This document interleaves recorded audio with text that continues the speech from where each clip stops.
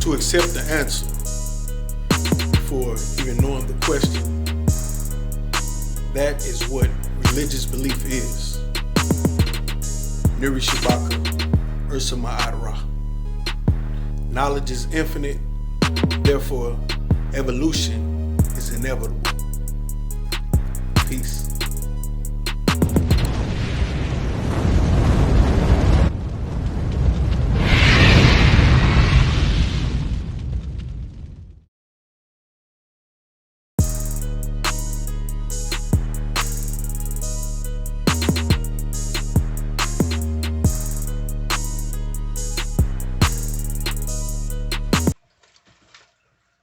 What's up, y'all? Hope all is well. Come here to percolate your mind. That's what I do. Make you think. So, in the process of thinking, right?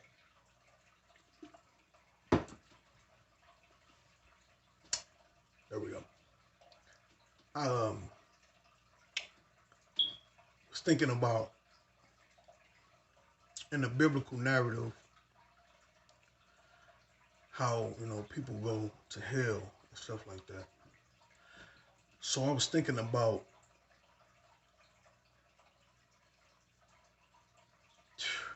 thousands of years ago. I'm talking, 15, 20,000 and or better. It was human beings on this earth. And those human beings did not have the capability and the luxuries that we have today. They didn't know nothing about no Bible. They didn't know anything about any other book when it was talking about that God of that Bible, right?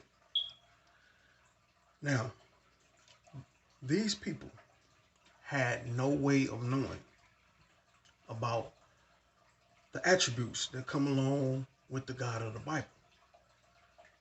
They didn't know the fierceness. They didn't know how much of a killer, a thug, and a gangster that he really was. That, like we know now, even the ones that worship him, they know, but they scared. They fear that boy, But the people before then would not have known. So we're talking about millions and millions and hundreds of millions of people that's been in the past since the past 15,000 years. Since 15,000 years before the book that we call the Bible. The Bible is fairly new compared to how long man have been on the earth. So the message is coming in a short span. In 2,000 years, we know all of this stuff we know about God. But 15,000 years ago, they didn't. They didn't. There's no way they could have known about this God. No way. Especially to the capacity that we know about the God of that book. And they died not knowing about a heaven or a hell or a devil or a God. They ain't know nothing about those concepts. But we will believe, as people that believe in that book, that somebody of that capacity 15,000 years ago will be punished for not knowing about God. Whose fault is that? Whose fault is that? Because he created them with the foreknowledge of knowing that they would have no idea who this God was. All they are existing. If it's something that they are doing that is going against this God, they wouldn't know. They wouldn't even know what this God is or what this God does. They wouldn't know. Whose fault is that? Whose fault is it? Someone who knows the past, present, and future? Or someone that don't even know about him, the creator of all? Now, we get it through literature, through a book. You see what I'm saying?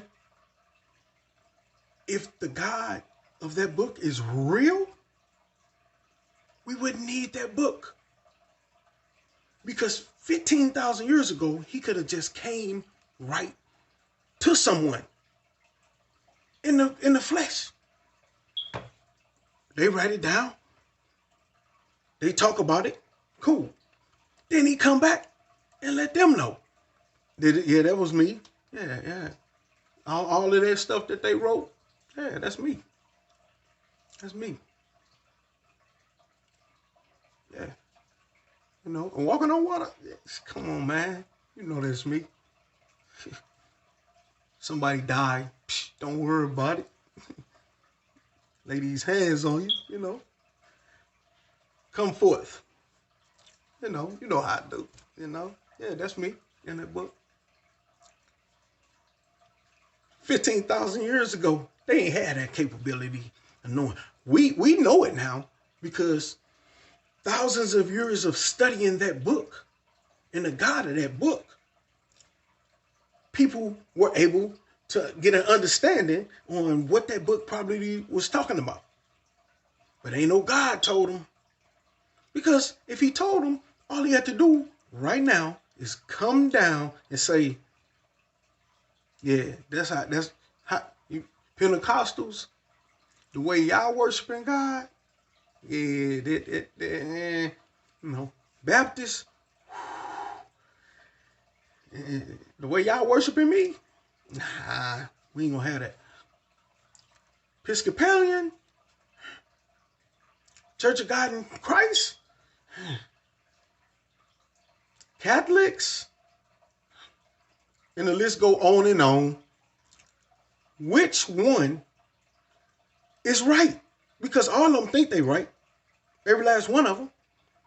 But if you wrote a book and somebody is fighting to this day over that book about who is right and who is wrong, I think the people that's listening to my voice right now will say, yeah, I ain't no way I want y'all fighting over me, over this book, killing. Babies has been killed. People have been raped and pillaged. You see what I'm saying? In the name of this book. False representation of the book. Now, if I wrote a book and it's being misrepresented,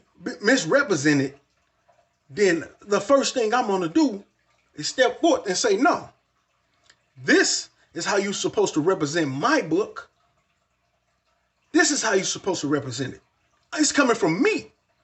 Now, you can read a book that I write and have an interpretation of your own. But when it comes to me, I will tell you, nah, that ain't what I meant in that book. And we'll be done with it then. Because you can't tell me how I should think or how I should feel. So how can we tell God this? If we explaining a book that he has written or inspired to write or whatever, if we are talking about this and it don't come from him, I don't understand. I don't understand how we think we can think on a level of this supreme being that we made so supreme. If this being was so supreme, then it would be able to do anything. Like, be in this broadcast with me and say, let me tell you, young brother, you ain't representing it right. But Nothing. Nothing. Because it comes from the idea in a man's mind. Any single God that has ever been invented has been invented by a man through the ideas in his brain. Every last one of the gods. Every last one. I hate to break it to you. I know you don't want to hear it. But if you really think about it, where would the idea of a God come from? If it comes from a God, then that God should still be able to communicate with us. Not just in one person's head at a time. It should be able to communicate with us all at the same time. Not just inside of a head. It should be a physical thing. It's almighty. It's all powerful. And can do everything. But the only thing that God can't do is appear right in front of us. This your brother, Neri Shabaka, Ursa Ma'at Ra. And knowledge is infinite. Therefore, evolution is inevitable. Peace.